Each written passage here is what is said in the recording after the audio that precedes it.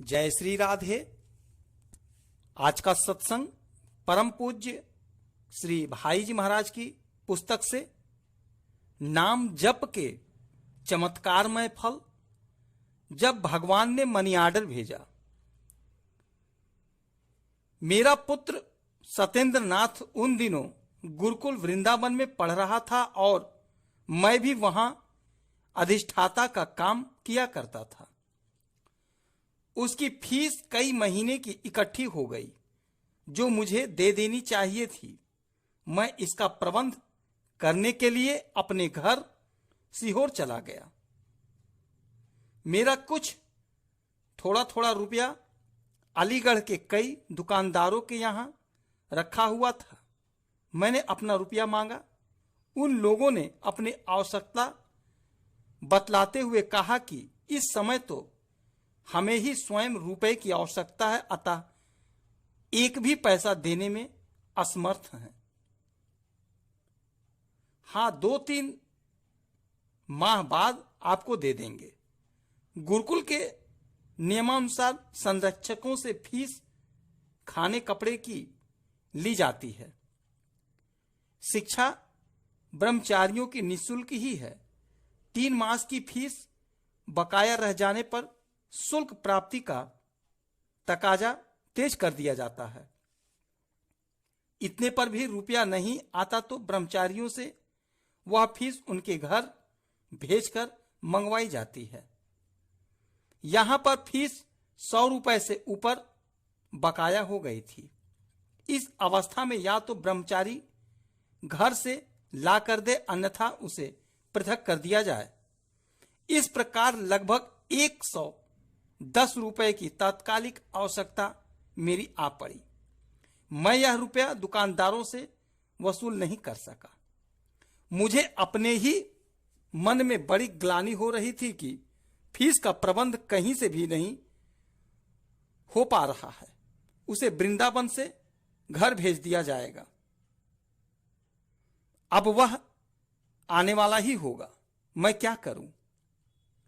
जब वह मुझसे फीस लेकर चलने के लिए कहेगा तो मैं क्या उत्तर दूंगा? विवश हो उसे पृथक कर दिया जाएगा। मुझ में बच्चे का उदास मुंह देखने की ताकत नहीं है, अर्थात मुझसे बच्चे का उदास मुंह नहीं देखा जाएगा। इससे तो अच्छा है कि मैं आत्महत्या ही कर लूं। इससे तो अच्छा है मैं आत्महत्या ही कर लूं। इसी उधेड़ बून में डूबता उतराता हुआ घर आ गया और सोचा कि पास ही ननऊ की नहर में छलांग मार लूं और जल समाधि ले लूं। ऐसा सोचकर मैं नहर के किनारे पहुंचकर ऐसे एकांत स्थान की तलाश करने लगा जहां कोई इस पाप कृत्य को ना देख सके। मैं पुल से आधा पौन मील दूर, जहां उस समय और कोई आदमी आसपास न था, कपड़े उतारने लगा और सोचा कि मौका ठीक मिल गया है। दूर दूर तक कोई आदमी नहीं है। उस समय दिन के 12-1 बजे का समय था। मैं तैयार हो ही पाया था कि पीछे से एक आदमी ने मेरा नाम लेकर जोर जोर से पुकारा।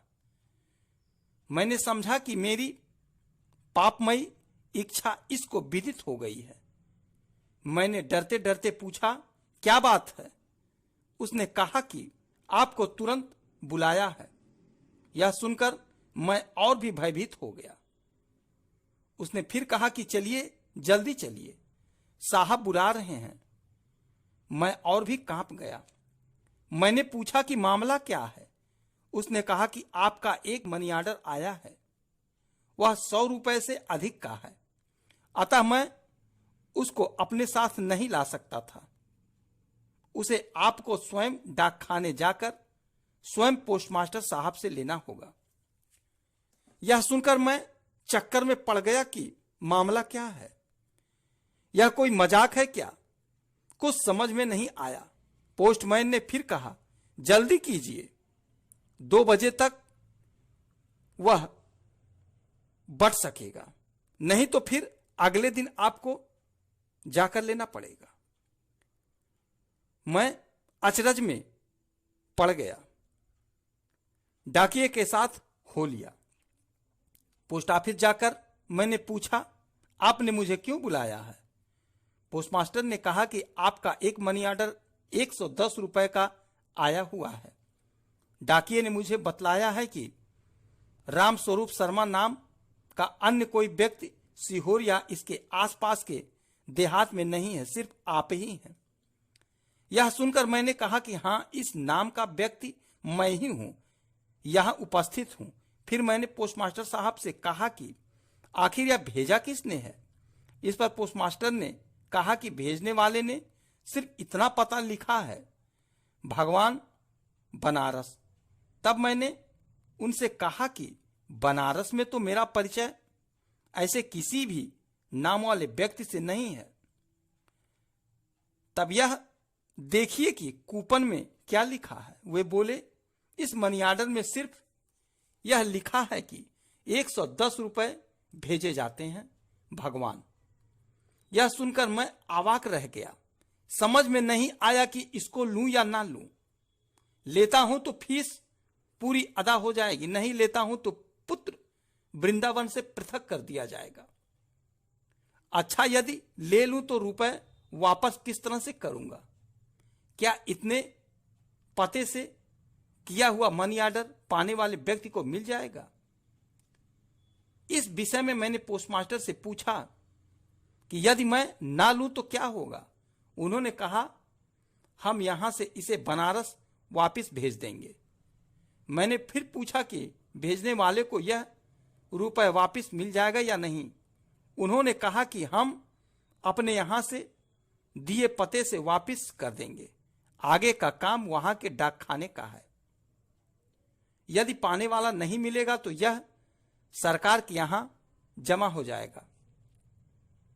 यह सब सुनने के बाद मैं निश्चय किया कि यह रुपए तो मैं ले लूं और आज की ही डाक से दिए गए पते पर बहुत बहुत धन्यवाद पत्र भेजकर अपनी कृतज्ञता प्रकाशित कर दूं और उन्हें लिख दूं कि आपने मेरे बड़े आड़े वक्त पर यह रुपए भेजा है, बिना किसी जान पहचान परिचय के। मैं 1 मास के भीतर आपका भेजा रुपया जरूर वापस कर दूंगा। मैंने ऐसा ही किया और फीस 105 रुपए का मनी ऑर्डर गुरुकुल वृंदावन के मुख्य अधिष्ठाता जी के नाम मैंने तुरंत उसी समय कर दिया। इसके बाद मैंने कई पत्र भेजे, रजिस्ट्री भी भेजी और बाद में स्वयं बनारस जाकर बड़ी खोज की, पर आज तक भी यह पता न चल सका कि रुपए भेजने वाले या भगवान कौन था। किसी महानुभाव ने अपना नाम ना देकर भगवान के नाम से रुपए भेजे होंगे, पर उसे यह पता कैसे लगा कि इसे 110 रुपए की आज ही जरूरत है। फिर मेरे मन में आया कि वे साक्षात भगवान ही थे। उनको इस बात का पता था कि मैं डूबने जाऊंगा, अतः मुझे बचाने के लिए यह मनी ऑर्डर भेजा होगा। मन में ऐसा गुनगुनाते प्रेमाश्रु और कृतज्ञता के आंसुओं से चेहरा भीग गया।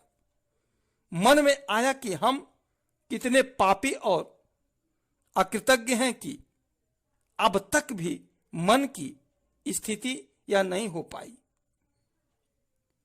अब भी हम दूसरे आश्रय ढूंढते हैं।